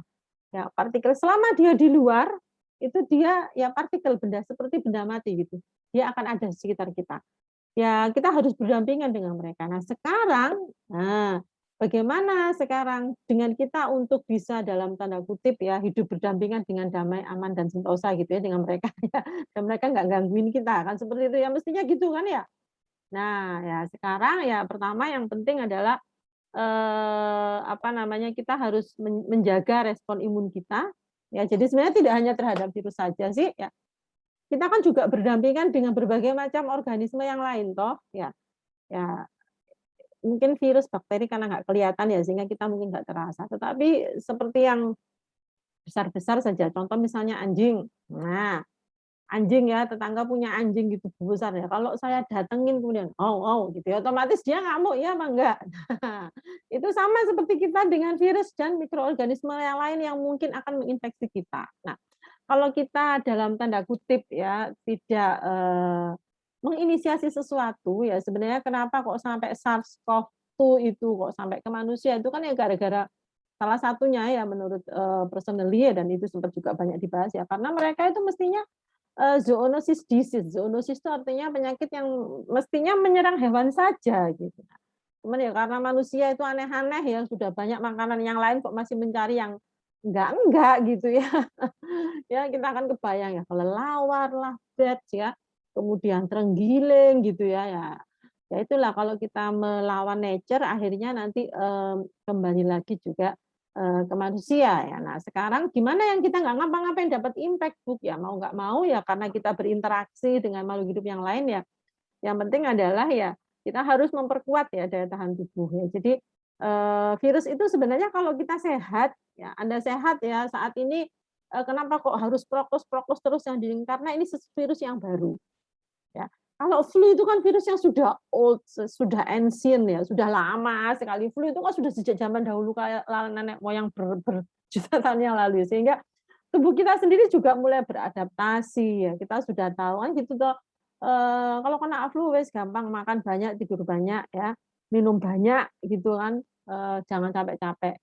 Insya Allah serta. Nah kebetulan SARS-CoV ini kan yang baru, virus yang baru karena tadinya di hewan bisa menginfeksi manusia. Jadi kita saat ini masih sama-sama belajar, virusnya belajar, ya kita sendiri juga harus belajar menangani. Ya. Tentunya kita nggak kepengen dia bisa menginfeksi kita. Ya. Jadi selain juga meningkatkan daya tahan tubuh, ya juga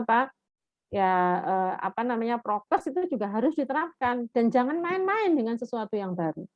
Ya, dengan sesuatu yang baru benar-benar jangan main-main. Jangan main-main gini, oh gampang saya kan masih muda, oh respon imun saya kuat misalnya dan seterusnya. Iya sih memang respon imun yang lebih muda lebih kuat, tetapi kita tidak tahu kapan kita pas lengahnya.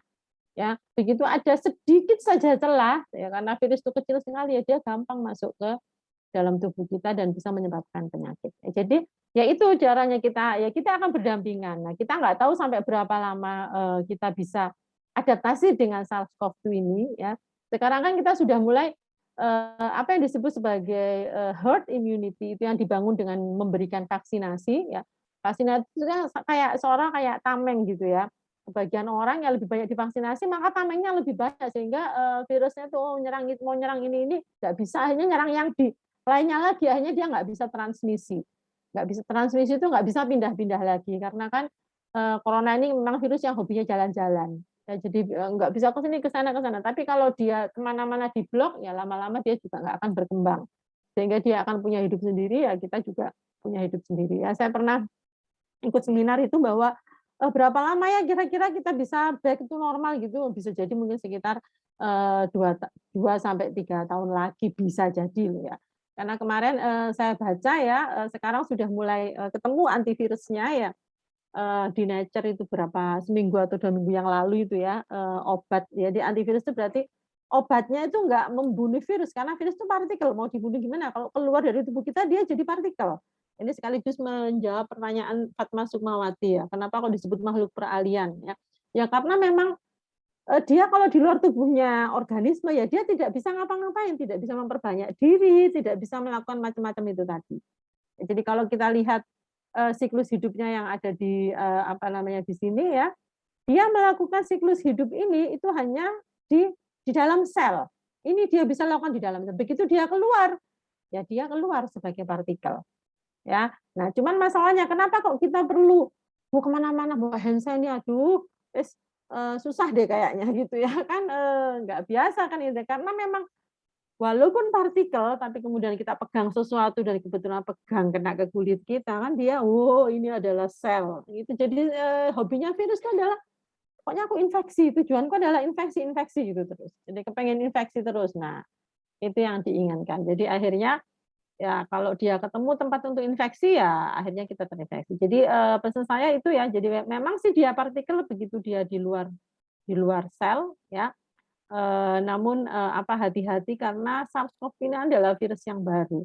Ya, jadi memang baru loh.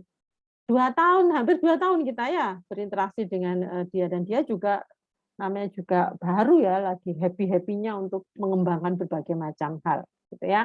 Jadi kalau kita lihat di sini ini adalah di siklus di sini dengan kita belajar tentang siklus hidup virusnya ya, kita bisa tahu di mana sih dia bisa dihambat. Misalnya ini kan inhibitors ya. Jadi ini adalah kemungkinan yang kita bisa hambat itu di mana saja. Contoh misalnya di sini ya. Di sini kita bisa dihambat supaya nggak sampai dia bisa nempel ke reseptor ACE kita dan sehingga dia nggak bisa masuk ke dalam.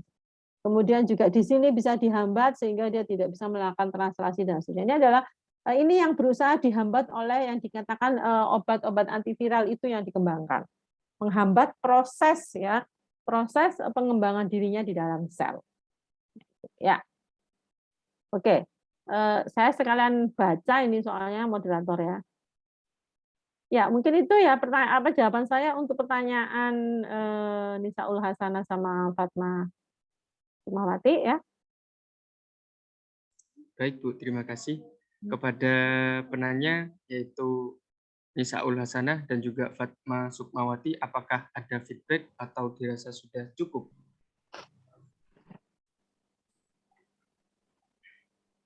Baik, sangat cukup. Terima kasih Bu atas penjelasannya. Kemudian pertanyaan selanjutnya dari Aventia Aurelia Cindy Azahra. Pertanyaannya, kapan virus corona menjadi virus yang tidak berbahaya, seperti wabah virus flu pada Perang Dunia Kedua, yang dulu virus flu adalah virus berbahaya, namun sekarang flu adalah virus biasa? Terima kasih. Oke. Jadi yang Spanyol ya, itu yang Perang Dunia II itu yang beda sama virus flu yang biasanya ya, itu adalah flu yang Spanyol yang waktu itu mewabah kemudian tiba-tiba hilang. Itu aja. Jadi emang gitu memang virus itu ya. Sama seperti Anda nggak usah jauh-jauh ya. Dulu itu flu burung itulah anak-anak. Ingat nggak? Flu burung kan sempat rame duluan ya. rame gitu outbreak di mana di Singapura terutama sama di Cina, tiba-tiba terus sudah mengembangkan macam-macam, mengembangkan penelitian macam-macam, kalau di Indonesia itu dapat banyak dana dari Bill Gates, tiba-tiba hilang begitu saja. Jadi itu makanya unpredictable. Ya, jadi kita nggak bisa memprediksi ya sampai kapan. Cuman kalau dari perkembangannya sih seperti tadi saya bilang ya, kelihatannya baru, bukan berarti virusnya hilang. Mungkin ada sebagian partikel di luar, tetapi ya sudah nggak akan dalam tanda kutip nggak akan ngutik-ngutik kita gitu ya. Jadi kalau dilihat dari perkembangannya mungkin 2-3 tahun lagi kalau katanya teman saya itu katanya Prof. Elvan itu ya, kita sempat diskusi kira-kira sampai kapan ya kita seperti ini, kelihatannya ya 2-3 tahun lagi mungkin kita baru coba berusaha adapted ya dengan virus corona, walaupun ya nggak tahu pada saat itu mungkin kejadiannya bisa jadi berbeda ya begitu ya. Baik, terima kasih atas jawabannya dari Ibu Kartika. Untuk penanya yaitu Aventia Aurelia, apakah ada feedback atau sudah cukup?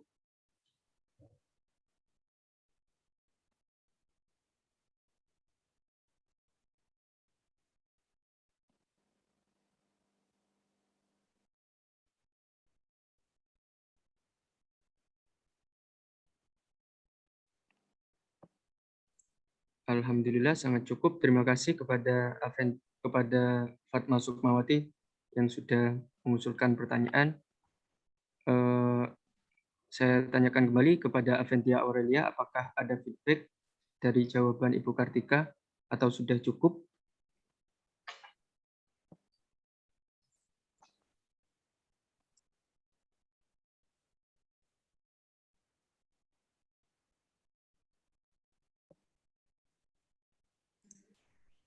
Sepertinya Aventia Aurelia masih ada kendala, jadi mungkin bisa dilanjutkan ke pertanyaan selanjutnya.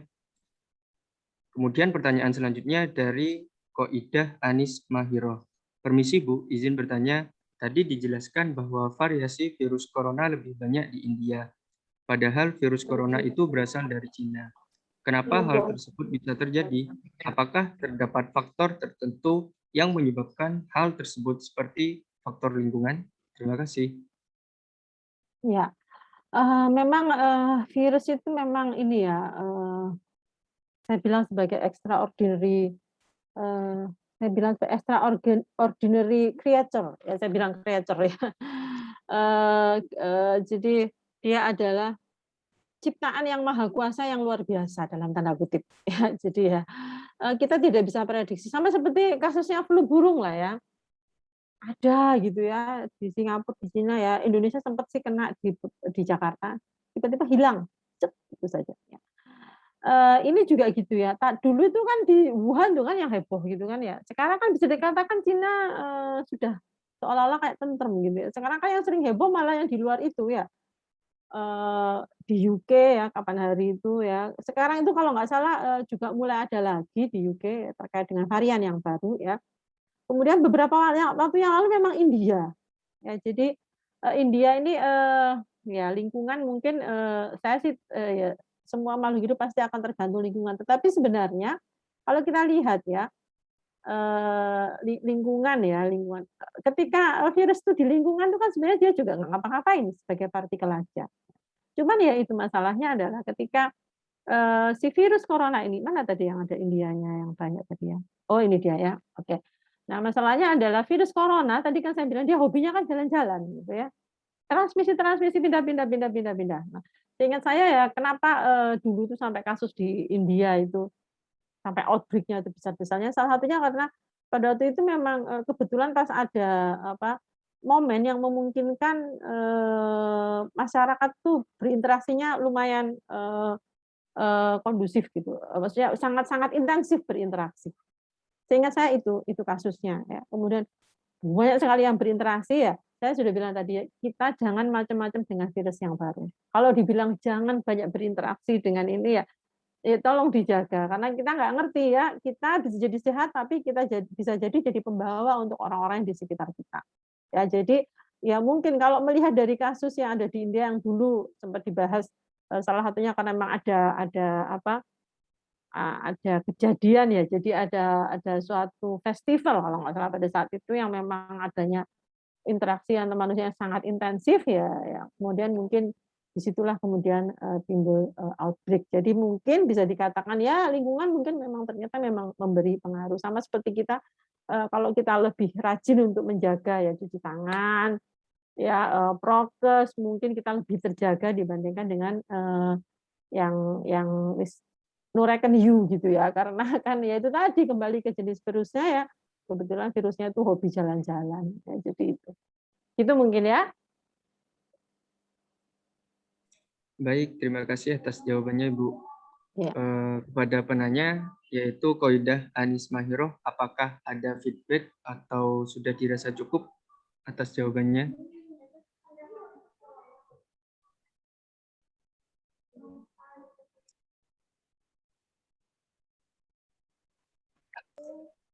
Sudah cukup, terima kasih, Bu.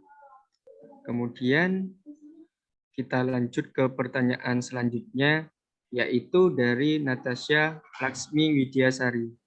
Permisi Bu, izin bertanya. Sebelumnya saya pernah menonton beberapa pertandingan di luar negeri.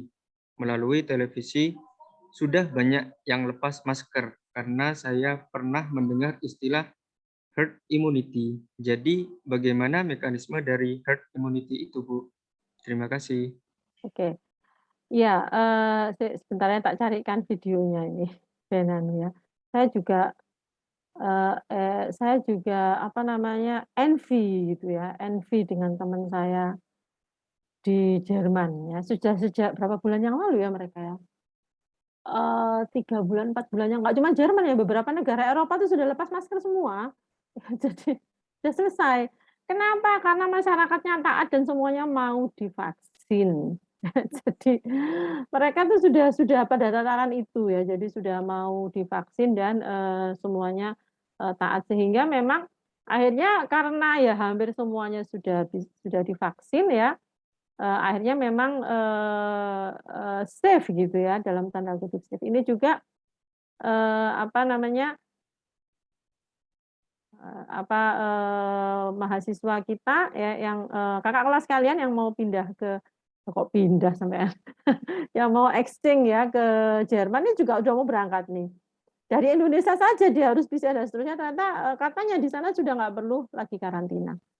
Oke, ini katanya dengan herd immunity ya. Ini saya coba share ada di YouTube sebenarnya ya. Sebenarnya herd immunity itu seperti apa sih? Kok vaksin itu kok bisa sampai herd immunity? Sudah bisa kelihatan ya share saya? Sudah, Bu. Ya. Oke, jadi kalau kita lihat di sini ya ini kan kasusnya herd immunity itu seperti apa sih? Ini kan kalau orang tertular ya makin tinggi ya. Ini tadi mulai dari mana? Oh, ternyata sudah mulai duluan, sorry. Jadi sebentar.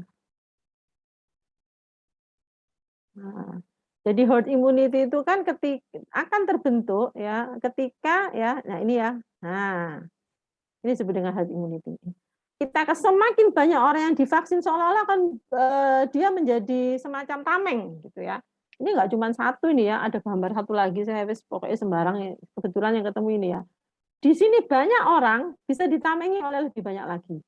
Ya, jadi kalau kita lihat di sini ya sehingga virus coronanya karena dia hobi jalan-jalan, nggak bisa masuk yang ini, nggak bisa masuk yang di sebelah sana juga nggak bisa masuk. Ya, jadi ketika mayoritas populasi kebal terhadap penyakit menular ya dalam hal ini ya penyakit menular itu infectious disease ya. Jadi orang yang ini ya jumlah orang tertular ditentukan oleh angka reproduksi dasar. Jadi maksudnya satu orang nanti kena yang lain kena yang lainnya.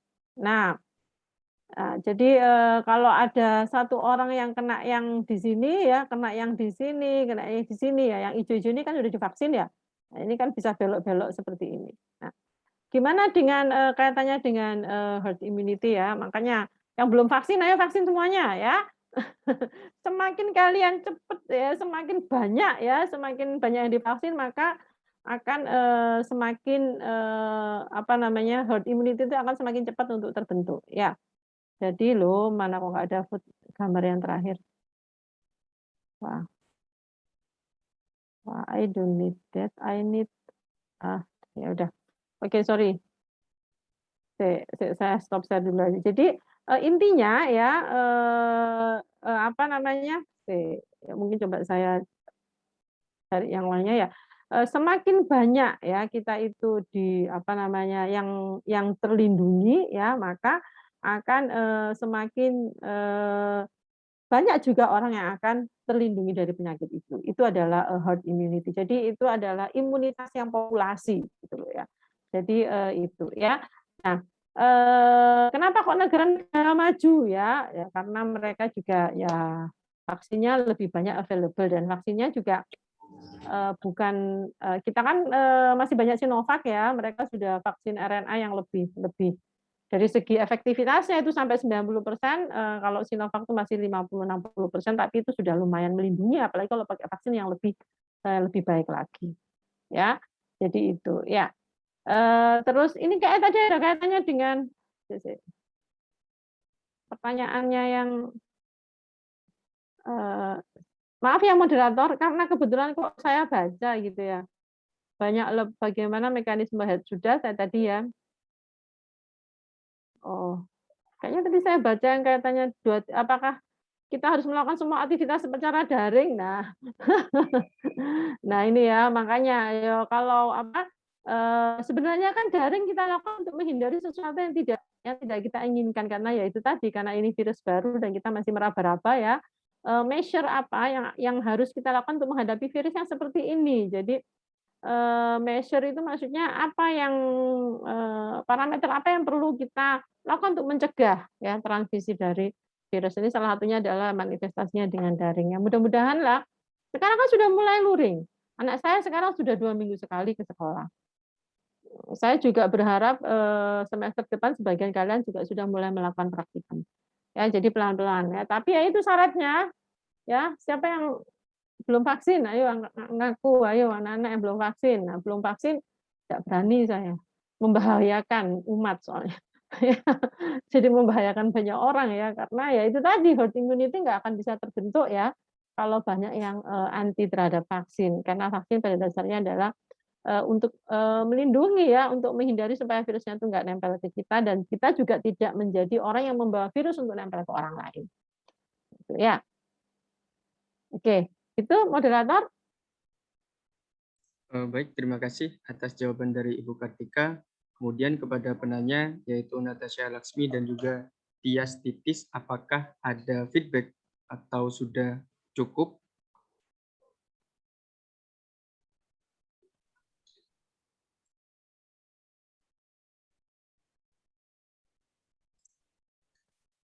Dari Natasha Laksmi sudah cukup menjawab, Ibu. Terima kasih banyak atas jawabannya. Kemudian saya tanyakan lagi kepada Tias Titis Fatimah, apakah sudah cukup jawaban dari Bu Kartika ataukah masih ada feedback?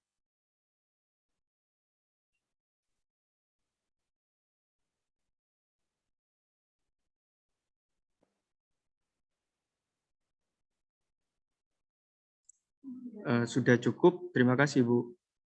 Kemudian masuk ke pertanyaan selanjutnya, yaitu dari Salsabila Syafa'ah. Assalamualaikum warahmatullahi wabarakatuh.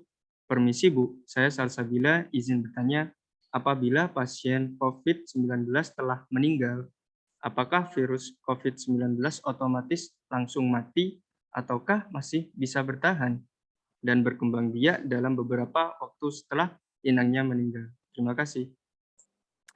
Ya, seperti tadi saya bilang ya bahwa virus itu akan bertahan selama ada sel hidup ya. Kalau ada sel hidup di situ ya, maksudnya sel yang hidup itu berarti dia di situ komponen-komponen selnya itu masih bisa digunakan. Jadi komponen sel terutama yang digunakan oleh virus itu adalah molekul protein ya. Nah, biasanya orang sudah meninggal itu kan sebenarnya sudah banyak selnya yang rusak sudah rusak ya, tidak melaksanakan fungsi ya. Mungkin akan bertahan beberapa jam, tetapi sebagian kalau sudah rusak tidak bisa melaksanakan fungsi ya virusnya nggak bisa ngapa-ngapain. Nah, cuman ini ada beberapa paper ya yang cerita sampai berapa lama sih SARS-CoV-2 itu di luar sebagai partikel ya. Nah, itu dulu awal-awal ya pandemi katanya sekitar 7 jam. Jadi maksudnya 7 jam virus di luar dalam bentuk partikel ya. Apa namanya, makanya kalau saya itu misalnya dapat apa-apa dulu tuh awal-awal pandemi itu tak taruh dulu di ruang tamu ya, kalau dari luar tak taruh dulu di ruang tamu, saya tunggu semalam, besoknya saya semprot-semprot sudah nggak apa-apa. Ya, selama 7 jam itu, dalam bentuk partikel ya, kalau misalnya dia itu, nggak masuk ke sel hidup ya dia akan mati sudah bukan mati ya, emang dia partikel ya, maksudnya tidak akan aktif lagi, gitu ya. Jadi, itu ya. Jadi, ya itulah kenapa kok, prokes itu karena dikhawatirkan ya, ya namanya juga, virusnya misalnya ada cairannya atau apa keluar ya. Makanya kan kalau, pemakaman itu kan prokesnya ketat banget ya di ini ya, karena itu ya, kalau sampai dia ada cairan dari korban kemudian keluar ya lewat tanah, kebetulan kena air, itu kan tanah itu kan tempat saluran air juga. Nah, kebetulan ada saluran air lewat masuk ke jaringan saluran air yang, digunakan manusia dan itu yang, apa namanya, berbahaya. Jadi kalau kalian lihat petugas pemakamannya pasien COVID itu kan, pakai baju sekali ya, memakamkan, kemudian di pemakaman itu juga dibuka bajunya, setelah selesai kemudian langsung dibakar. Kan salah satunya juga, untuk itu karena kita, tidak tahu ya yang tadi sih sebagai partikel sekitar 7 jam, tapi kita nggak tahu ya, bisa jadi mungkin lebih lebih lama mungkin atau ya begitu virusnya berubah karakter ya, dia juga berubah, sifatnya ya, seperti itu.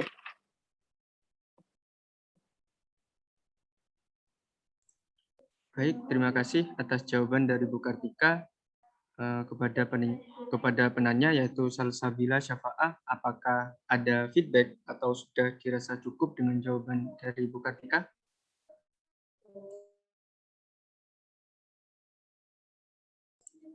Sudah cukup menjawab, Ibu. Terima kasih banyak atas penjelasannya. Kemudian karena waktu masih menyisakan beberapa menit, saya tanyakan kembali kepada seluruh peserta, jika ingin ada yang ingin ditanyakan, bisa mengetikkan kata tanya _ nama di kolom chat Zoom meeting ini.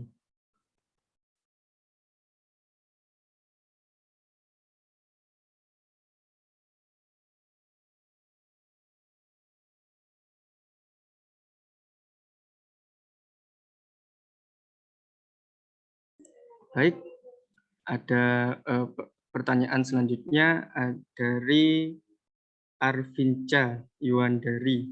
Assalamualaikum warahmatullahi wabarakatuh, Bu. Saya ingin bertanya, mengapa orang yang telah terinfeksi virus COVID-19 ada jangka waktu untuk divaksin? Terima kasih. Ya, karena sebenarnya kalau orang sudah pernah diinfeksi virus apalagi baru ya, dia itu sebenarnya tubuhnya sudah mengembangkan ya mekanisme, membentuk antibodi alami. Justru malah sebenarnya dia lebih, bisa jadi malah lebih lebih lebih tahan ya, lebih titer antibodinya jauh lebih tinggi. Ya, ya jadi, dia karena sudah mengembangkan ya, dalam proses pembentukan, untuk kekebalan dirinya sendiri, kekebalan alami yang dia buat ya. Oleh karena itu dalam apa, karena dia sudah mengembangkan kekebalan alami ya jangan diintervensi dulu ya. Kalau langsung diintervensi ya, kita tidak tahu gitu ya, maksudnya, sampai seberapa gitu ya kemampuannya. Jadi kan memang ada waktu kalau nggak salah, minimal dua minggu atau 2 minggu kalau nggak salah, 2 minggu ya, atau bahkan save-nya suruh 1 bulan. Nanti mungkin bisa ditanyakan ke, pembicara kedua yang kebetulan apa namanya, dari medis ya, mungkin ditanyakan. Seingat saya sekitar 1 bulan ya, sehingga 1 bulan dia sudah, mengembangkan kekebalan alami, enggak apa-apa ya. Kalau masih pengen vaksin lagi sebenarnya enggak apa-apa. Ya, kenapa? Karena kita tidak tahu ya, PCR itu hanya mengatakan positif, tetapi tidak tahu positifnya ini positif yang wild type, yang original ataukah yang, varian-varian yang baru kita nggak tahu. Ya, jadi, apa namanya, vaksin lagi nggak apa-apa. Iya, jadi gitu, ya. Baik, terima kasih atas jawaban dari Ibu Kartika. Kemudian kepada penanya yaitu Arvinca, apakah ada feedback atau sudah cukup?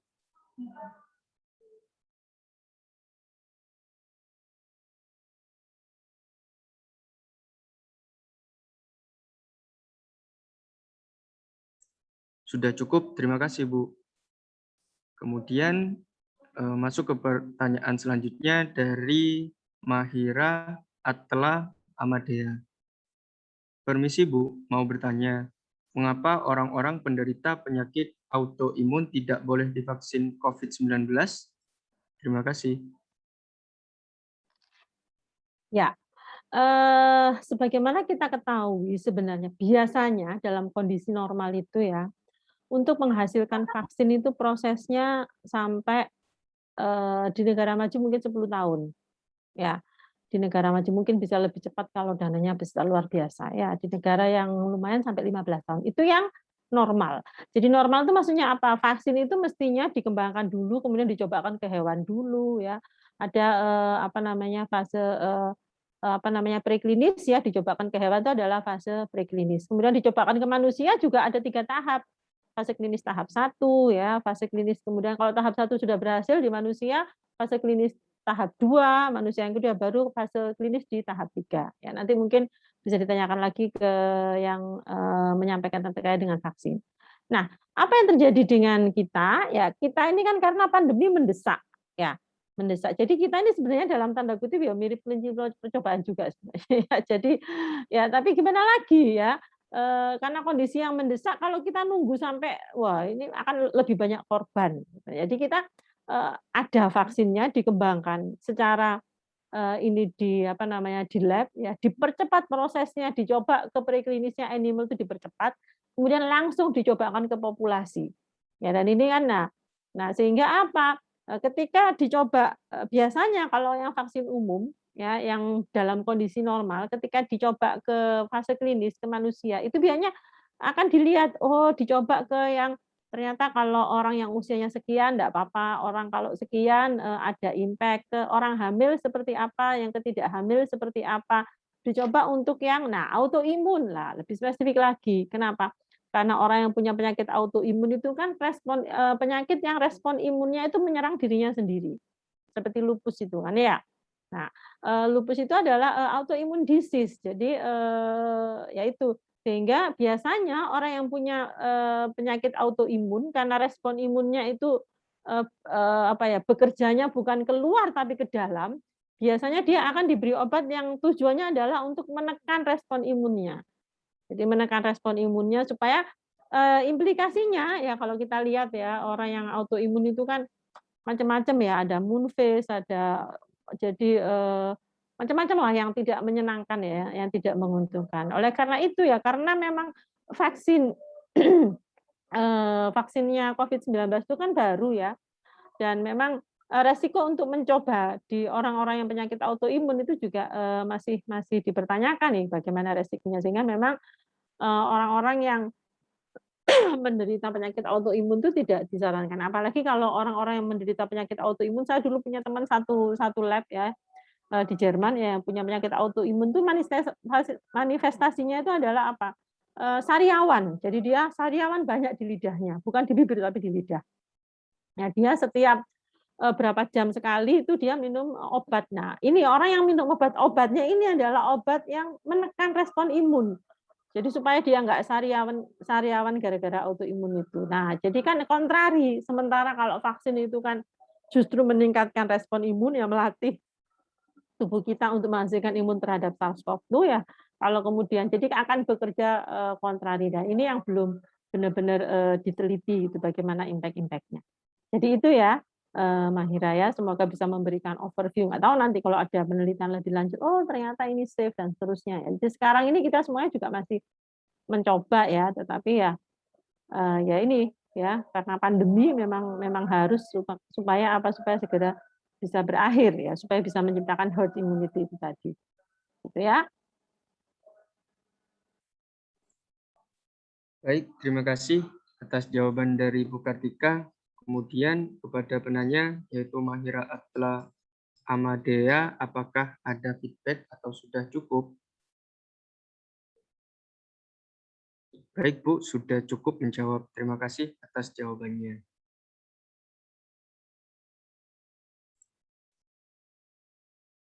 Karena kita masih memiliki beberapa waktu untuk dilanjutkan sesi tanya jawab atau diskusi, saya mengingatkan kembali kepada seluruh peserta, jika ada yang ingin didiskusikan atau pertanyaan, bisa mengetikkan di kolom chat dengan format tanya underscore nama.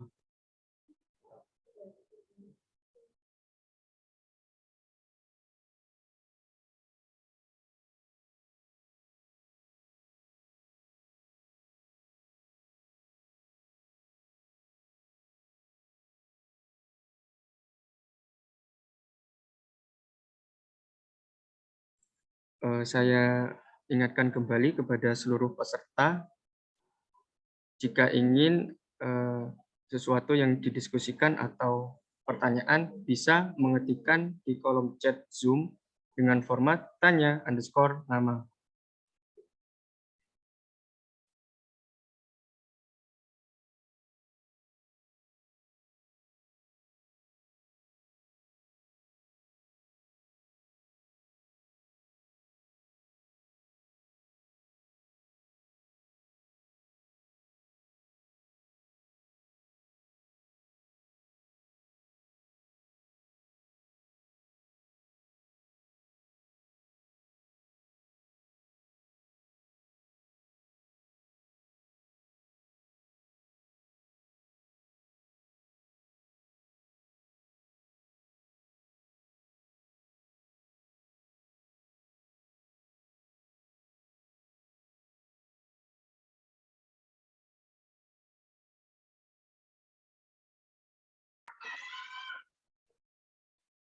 Ya, mungkin sepertinya sudah cukup moderator.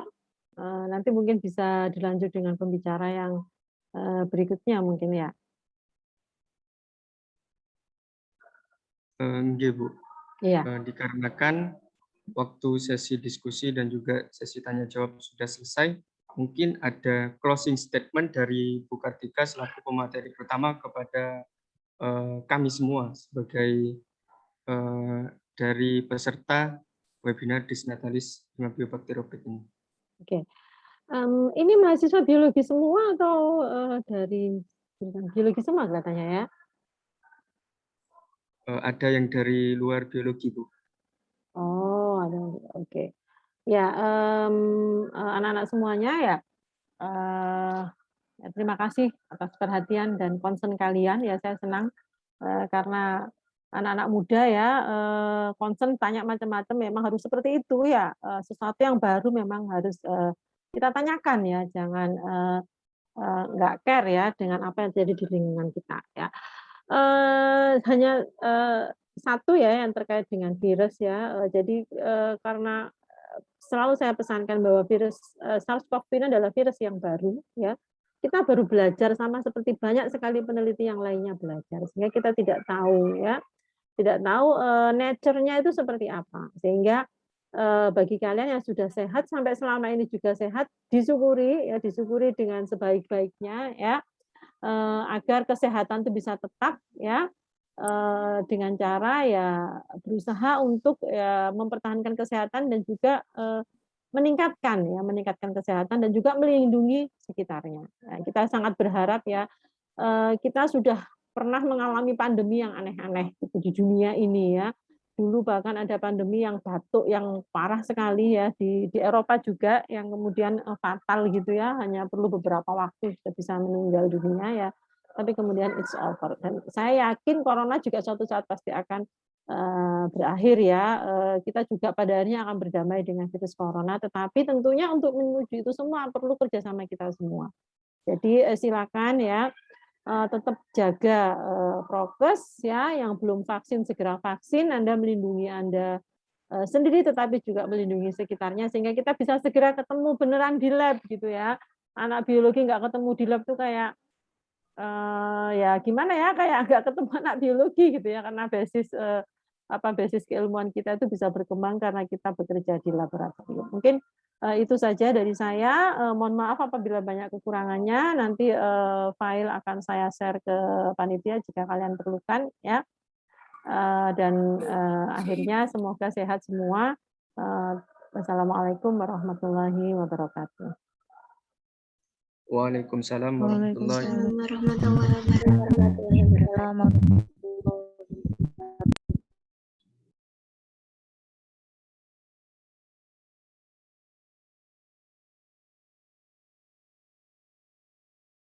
Ya, moderator ini masih ada sesi berikutnya atau gimana? Saya boleh live atau gimana? Nggih, Bu, untuk sesi selanjutnya masih ada. Namun kalau Bu Kartika ingin live juga diperbolehkan, Bu. Oke, saya pamit ya anak-anak ya. Semoga sukses ke depan dan kita segera bisa ketemu di kampus ya. Assalamualaikum. Waalaikumsalam warahmatullahi wabarakatuh. Terima kasih, Bu.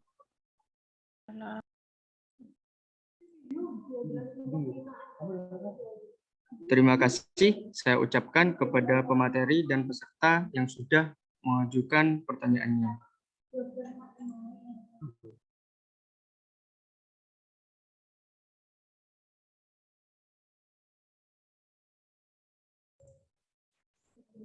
Baik, sebelum acara kita lanjutkan, kita isoma atau break terlebih dahulu hingga pukul 12.45 waktu Indonesia Barat.